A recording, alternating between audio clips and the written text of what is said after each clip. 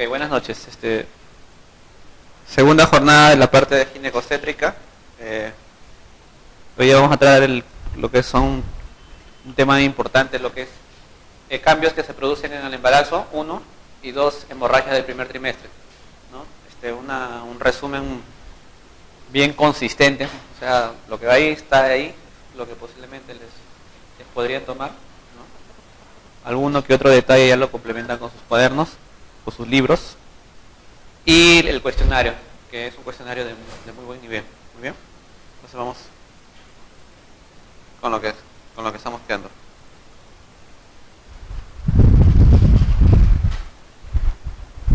Muy bien. Embarazo. Ya habíamos discutido la vez pasada lo que es endocrinología del embarazo, lo que es fisiología materno-fetal, sobre todo del lado de lo que es el feto. Habíamos discutido lo que es el trabajo de parto, los mecanismos del trabajo de parto, los elementos del trabajo de parto, y ahora vamos a discutir un poco de los cambios que se pueden suscitar en el embarazo. ¿Estamos de acuerdo? El embarazo, como todo evento fisiológico, pues va a implicar una serie de cambios en la madre, y hemos visto por qué, ¿no? Tanto por los fenómenos endocrinológicos que se van a dar, como por los fenómenos mecánicos que se van a derivar del crecimiento uterino también, ¿no?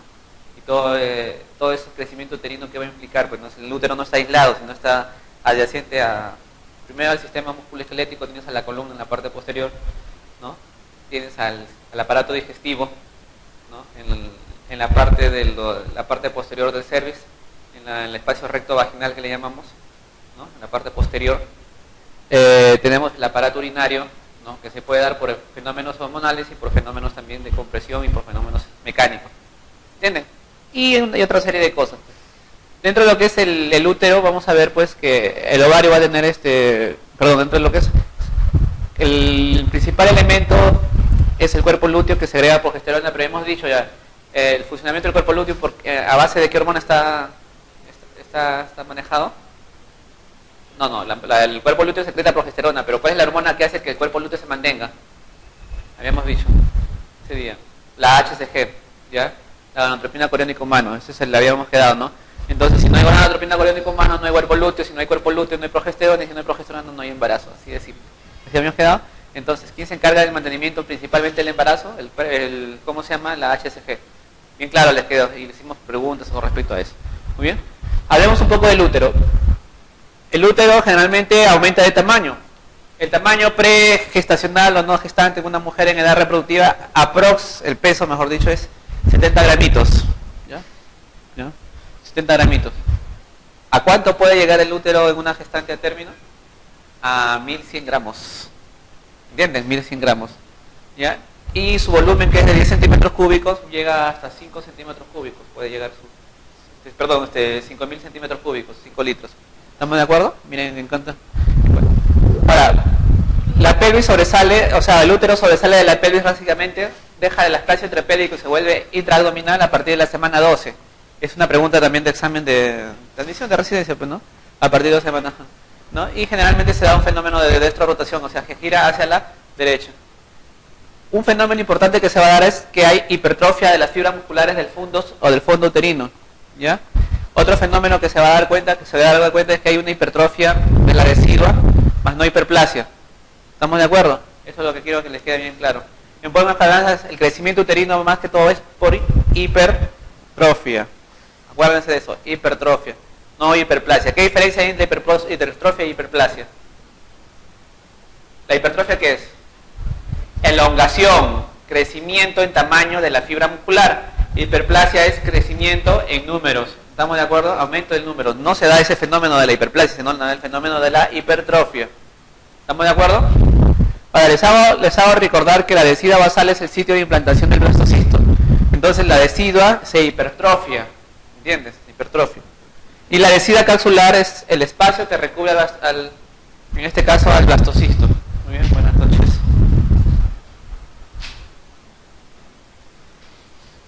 Sigamos. Otro componente importante a tener en cuenta en el embarazo es el cuello uterino, más conocido como cervix. ¿Está bien? Les hago un hincapié en el cervix. Lo que predomina es el tejido colágeno. y es un 85% de tejido colágeno. ¿Estamos de acuerdo? O mejor dicho, tejido conectivo, porque hay paransulfato, hay proteoglucanos, hay hialuronidasa y hay tejido colágeno. ¿Estamos de acuerdo? 85% de tejido conectivo, básicamente tejido colágeno. Y el 15% es músculo liso. ¿Estamos de acuerdo? Doctor, ¿y eso por qué, en qué sentido nos importa? Claro que importa bastante, porque al final del embarazo hay el fenómeno, lo que se llama la maduración cervical. Y la maduración cervical básicamente son sustancias, o vamos a utilizar sustancias que actúen sobre ese tejido conectivo. Entonces, si hay poco tejido muscular liso, la oxitocina no va a actuar sobre el cuello uterino, ¿me dejo entender? Por si acaso, la oxitocina actúa sobre el músculo liso miometrial, ¿entiendes? Del cuerpo uterino, más no del cuello uterino. O sí actúa, pero como hay poco porcentaje, no vaya a haber mayor cambio a nivel de la oxitocina. Entonces la oxitocina no es un buen madurador de cuello uterino. ¿Cuál es mejor en esos casos? Son los análogos de prostaglandinas. ¿Estamos? Por esa razón le explico. ¿Qué más? En el cuello uterino, sobre todo en el canal endocervical, se forma un tapón por tejido colágeno, tejido fibroso, proteoglucanos, un tapón mucoso que es una barrera antimicrobiana. ¿Estamos de acuerdo? Una barrera antimicrobiana. Entonces, es importante en ese sentido. 2. Durante el embarazo, la vagina también va a experimentar una serie de cambios. ¿Y cuál es uno de los principales cambios? Es que la secreción básicamente se vuelve ácida. ¿Me dejo entender? Ácida. ¿Y qué pasa cuando la secreción es ácida? ¿Qué crece en medio ácido con mayor frecuencia? ¿Qué germen? ¿Perdón? Mira cómo se explica de manera. ¿Cuál? ¿Qué germen? La Candida albicans. ¿Entienden? Entonces la gestante tiende a hacer candidiasis en forma recurrente en el tiempo de gestación. ¿Me dejo entender? Entonces, uno de los factores que te hace la recurrencia es la actividad estrogénica, y en este caso la actividad estrogénica asociada al embarazo. ¿Comprenden? ¿No? Entonces, los estrógenos producen un pH ácido, básicamente. 2, hay mayor concentración de lactobacilos. ¿Me dejo entender? Hay mayor concentración de lactobacilos, que son productores de ácido, de glucógeno y, por lo tanto, productores de ácido láctico, y por lo tanto hay mayor pH ácido. ¿Está bien de acuerdo? Entonces, el pH ácido, por ejemplo, no te permite desarrollar anaerobios, no te permite desarrollar gram negativos, pero sí la cándida. ¿Me dejo entender? Entonces hay una tendencia más a hacer candidiasis. ¿Comprenden? Y en la vagina se va a producir un signo que es un signo de sospecha de embarazo, que es el signo de Chadwick. ¿Cuál es? ¿En qué consiste el signo de Chadwick? Ya les dije ese día, en la coloración voliácea de la mucosa vaginal. ¿Estamos de acuerdo? Normalmente la mucosa vaginal, ¿de qué color es?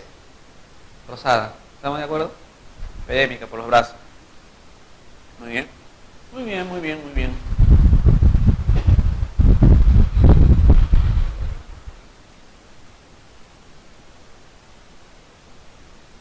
Muy bien. Ahora vamos a hablar de tipo de cambios cardiovasculares.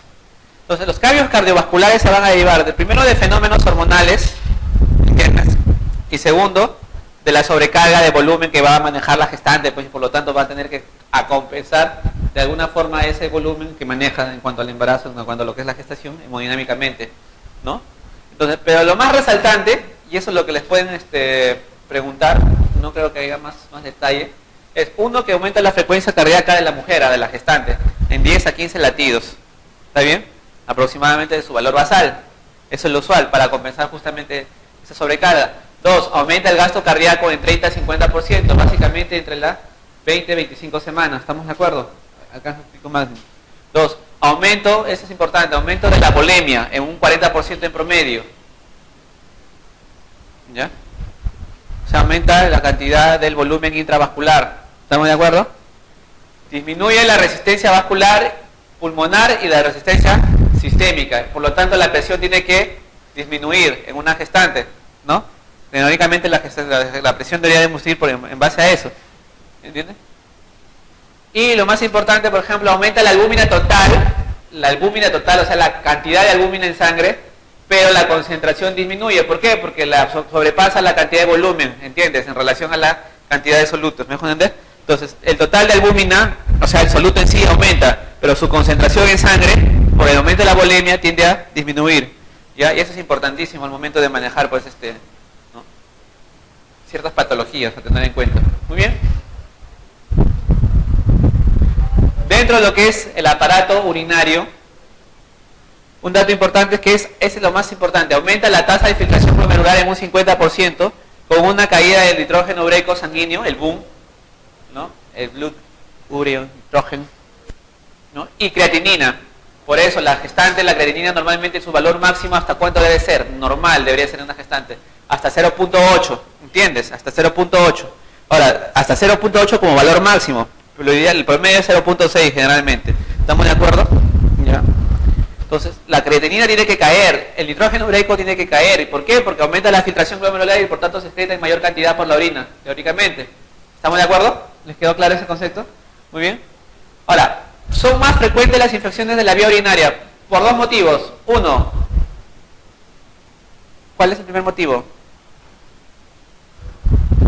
La estasis del ¿cómo se llama? Del peristaltismo de la vía urinaria. Me dejo entender sobre todo a nivel uretral y retraso en el vaciamiento vesical.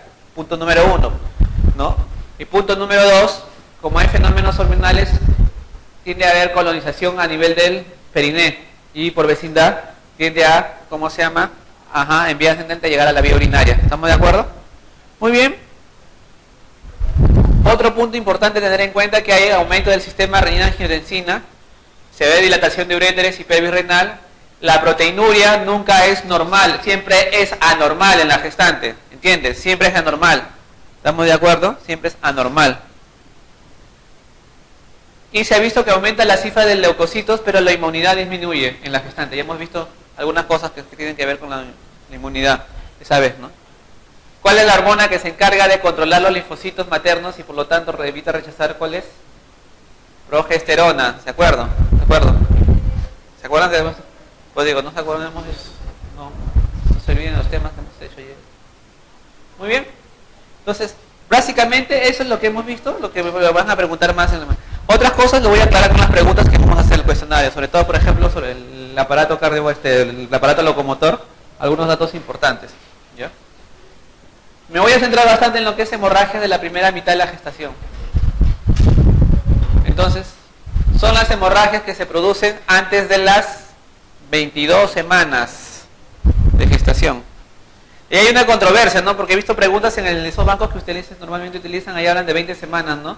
Pero ya la OMS ya reconoce pues como punto de quiebre 22 semanas. ¿Estamos de acuerdo? Y la verdad no creo que le hagan esa pregunta actualmente, sinceramente. Son preguntas de los años 70, años 80. Muy bien. Muy bien. Entonces, amenaza de aborto es la hemorragia vaginal en las primeras 22 semanas de gestación que no produce interrupción de la misma, simplemente es un sangrado, pero con la viabilidad gestacional. ¿Estamos de acuerdo? Muy bien. En cambio, el aborto inevitable, hay una hemorragia vaginal con dilatación del cuello uterino. Aquí sí hay dilatación del cuello uterino, sí hay abertura del canal endocervical. ¿Estamos de acuerdo? Pero no se elimina ningún tejido fetal. ¿Estamos de acuerdo? Solamente sangrado con la dilatación, pero todavía no hay expulsión, no hay eliminación. Ese se llama aborto inevitable, ¿no? En algunas hablan de la ruptura de membrana inclusive, pero sin expulsión de... ¿Estamos de acuerdo? Sin expulsión del contenido. ¿Estamos de acuerdo? O sea, se rompió la bolsa, se dilató, pero no sale nada, todo está dentro, quietito. Lo único que había una disrupción de la bolsa amniótica. ¿Les quedó claro? Muy bien. El aborto incompleto, en cambio, es la hemorragia vaginal con dilatación cervical, pero con una expulsión parcial de los productos de la concepción. Ahí sí hay expulsión ya de los productos parcial, pero no totalmente, sino parcial, ¿no? El aborto diferido, este concepto es importantísimo. Es muerte del embrión o feto con sangrado sin él, en pocas palabras, en ausencia de dilatación cérvico-uterina. En pocas palabras, tienes un feto formado, pero ya no tiene latidos, ya no tiene actividad cardíaca. ¿Me dejo entender? ¿Estamos de acuerdo? ¿Les quedó claro? Y el aborto séptico es cualquiera de estos, pero con signos de infección intraútero. O sea, fiebre materna, taquicardia materna, secreción maloliente, irritabilidad uterina, dolor en el hipogastrio. ¿Me dejo entender? ¿No? ¿Comprenden? Muy bien. Causas.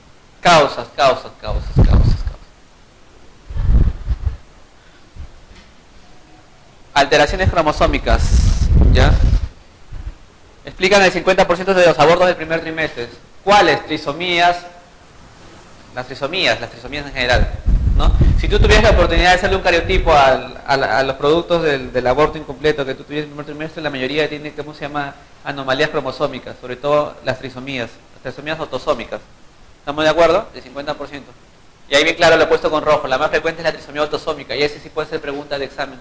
¿Entiendes? Causa más frecuente de abortos en el primer trimestre. Las trisomías autosómicas. ¿Les quedó claro? La otra tiene que ver con anomalías congénitas, la otra con exposición a agentes teratogénicos, la diabetes, los traumatismos, alteraciones anatómicas. Por ejemplo, alteraciones anatómicas, ¿a qué me refiero? Útero sectado, útero tabicado, útero bicorne, ¿estamos de acuerdo? Pólipos uterinos, pólipos endometriales, miomas submucosos, ¿comprenden? Que te van a distorsionar la cavidad endometrial y por lo tanto no te van a permitir una implantación adecuada y por lo tanto van a condicionar abortos. ¿Estamos de acuerdo? Y las infecciones, ¿no? Las infecciones crónicas como el famoso TORCH, toxoplasma, ¿no? La rubiola, citomegalovirus, ¿estamos de acuerdo? ¿No? O infecciones agudas como la vaginosis bacteriana, por ejemplo, que también pueden condicionar esta pérdida. ¿Estamos de acuerdo? Muy bien. De todo lo que le he dado, y el dato más importante es que en el primer trimestre, ¿cuál es la principal causa de abortos en el primer trimestre? Trisomías autosómicas. ¿Está bien?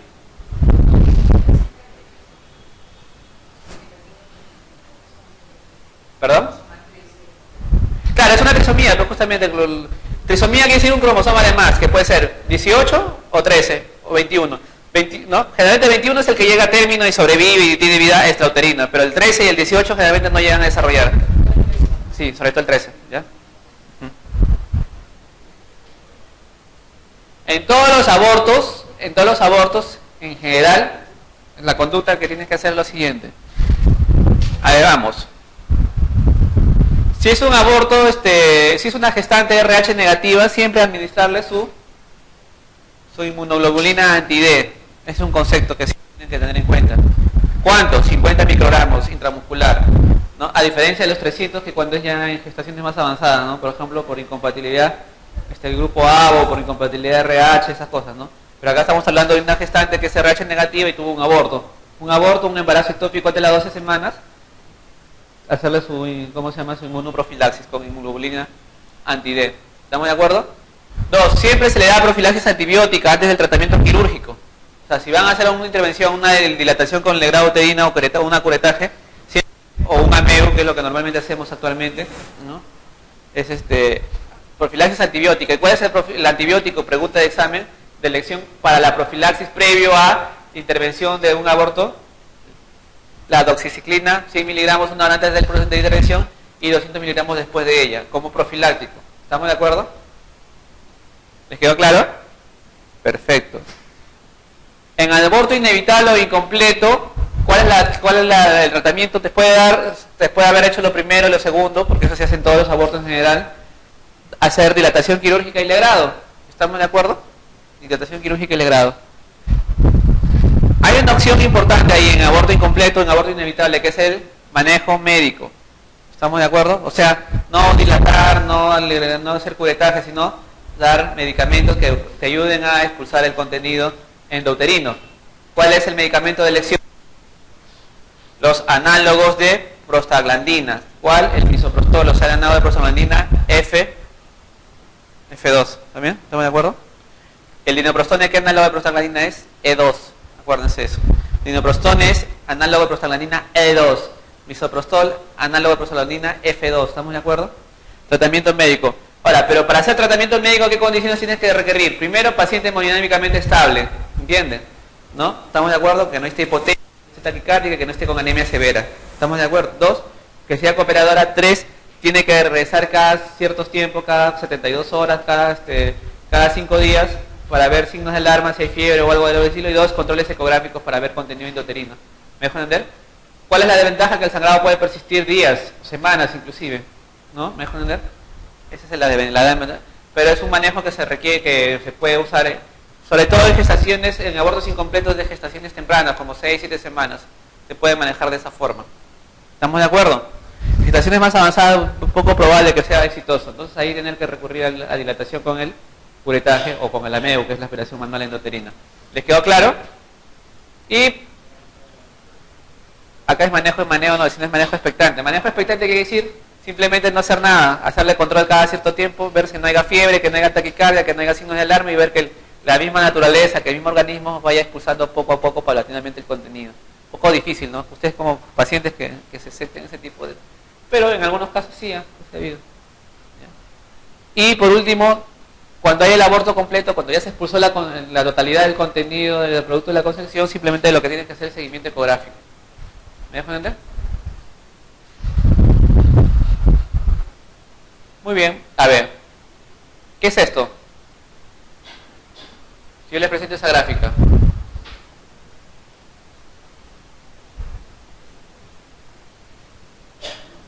Ese es un aborto diferido, lo más probable, ¿ya? Porque tiene todo el producto de la concepción dentro de la cavidad, ¿estamos de acuerdo?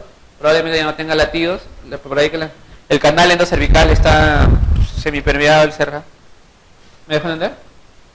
¿Estamos de acuerdo? ¿Les queda claro, no? En cambio, ¿esto qué es? ¿Qué diagnóstico sería? Incompleto. Primero, hay sangrado. Dos, hay dilatación del canal endocervical, ¿estamos de acuerdo? Segundo, que había expulsión del producto de la concepción, pero no en su totalidad, ya ha quedado parte del contenido de la concepción a nivel interior. Aborto incompleto. ¿Les quedó claro, no? El concepto. Muy bien. Hablemos una de las otras causas de hemorragia del primer trimestre de los embarazos ectópicos. ¿Qué significa embarazo ectópico? ¿Cómo podrían definir embarazo ectópico? Es la implantación del huevo fecundado, del huevo cigote, en un sitio fuera de la cavidad endometrial. Fuera de la cavidad endometrial. No me digan fuera del útero, porque hay ectópico también a nivel cervical y hay ectópico a nivel cornual. ¿Me dejo entender? ¿Estamos de acuerdo? Entonces, exactamente cuál es el sitio de implantación es el endometrio, la cavidad endometrial, básicamente. ¿Estamos de acuerdo? Entonces, implantación fuera de la cavidad endometrial de ese producto de la concepción y por su proliferación, crecimiento y desarrollo se llama embarazo ectópico. ¿Les quedó claro? Muy bien. Pero el concepto acá más importante es que la mayor parte de los embarazos ectópicos ocurren en la trompa de falopio. El 90% de los embarazos ectópicos se dan en la trompa de falopio. Y de la trompa de falopio, ¿en qué porción se va a dar con mayor frecuencia? En la ámpula, en la ampolla. ¿Estamos de acuerdo? En la ampolla. Pero ¿cuál es el más sangrante? El que te va a dar sangrado pero brutal. El intersticial. Ahí le he puesto eso. Intersticial o cornual. ¿Ya? Es altamente vascularizada esa zona. ¿Estamos de acuerdo?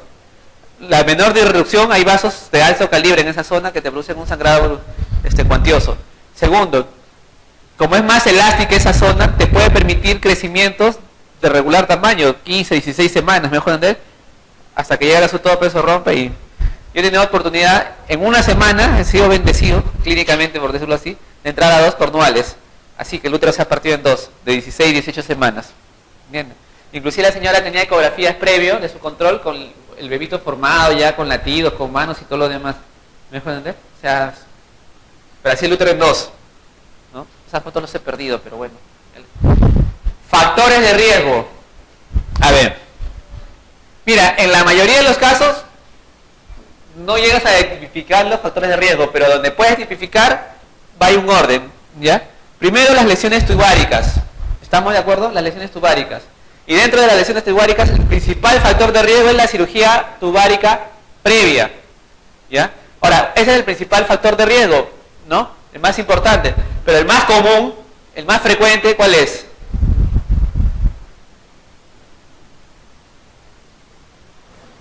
Y vamos a aclarar ese concepto. El más frecuente, ¿cuál es? La enfermedad pélvica inflamatoria. ¿Estamos de acuerdo? Entonces, aclaremos el concepto. ¿Qué quiere decir el más importante? En todas las pacientes que tengan cirugía tubárica, de 10 pacientes, 9 te van a hacer embarazo ectópico. ¿Entiendes? O sea, tiene un riesgo relativamente alto. ¿Estamos de acuerdo? En 100 pacientes que tengan enfermedad pélvica inflamatoria, ¿estamos de acuerdo? Te van a hacer solamente 10 pacientes te van a hacer embarazo ectópico. La probabilidad que tú hagas este embarazo ectópico por la cirugía tubárica es mucho mayor, pero la enfermedad más frecuente, ¿cuál es? La enfermedad pélvica inflamatoria, pues digo que es el más común. ¿Me dejo entender? A eso me refiero. ¿Ya? Pues esos son términos a veces de tipo estadístico que les preguntan en los exámenes y se van contra la pared. ¿Estamos de acuerdo? Entonces, el principal factor de riesgo es cirugía tubárica previa. ¿Estamos de acuerdo? El factor más común, el más frecuente, que yo puedo detectar, enfermedad pélvica inflamatoria. ¿Estamos de acuerdo? Otro factor de riesgo importante es el antecedente previo de embarazo ectópico. ¿Ya? ¿Les queda claro? O sea, si has tenido un embarazo ectópico previo, tú puedes hacer recurrencia en el embarazo ectópico. ¿En qué porcentaje? 30%. O sea, de 10 mujeres que han hecho embarazo ectópico, 3 te pueden hacer nuevamente otro embarazo ectópico. 30%. ¿Estamos de acuerdo? Muy bien. Otro antecedente importante, bueno, ya no se usa mucho este medicamento, pero les pongo ahí la exposición al dietil, estradiol, ¿no? El DES. Ya no se usa mucho ese estrógeno, generalmente. 2, infecciones genitales previas. 3, técnicas de reproducción asistida. ¿Ya? El FIP, el GIF, todas las que son fertilización in vitro, tienden a ser embarazo ectópico. Algunas, ¿no? Es un factor de riesgo. Es el GIF. Inyectas el embrión fecundado, el desarrollado, lo implantas por vía laparoscópica en la trompa. ¿Para qué? Para que supuestamente haga todo su camino natural y se implante por sí solo en el endometrio. No sé si me van a entender. Y no hace eso. ¿Comprende? Entonces tienes el FIS donde sí te implantan de frente al endometrio. ¿Me van a entender? Estamos de acuerdo, ¿no? Hay varias técnicas en ese sentido. Y el tabaquismo es un factor de riesgo también a tener en cuenta. ¿Y por qué el tabaquismo? ¿Qué pasa? ¿Qué se ha visto? ¿Qué produce el tabaco? Disminuye la motilidad ciliar y las trompas también tienen cilios que se encargan justamente de movilizar al huevo fecundado. No es que se vaya por gravedad o algo por decirlo, sino que hay una serie de engranajes proteicos que permiten esa movilización del huevo. No sé si me van a entender. Entonces, al disminuir la motilidad ciliar hay mayor tendencia pues, a hacer implantaciones en la zona tubárica. ¿Estamos de acuerdo? El tabaquismo también es un factor de riesgo importante. ¿Les quedó claro?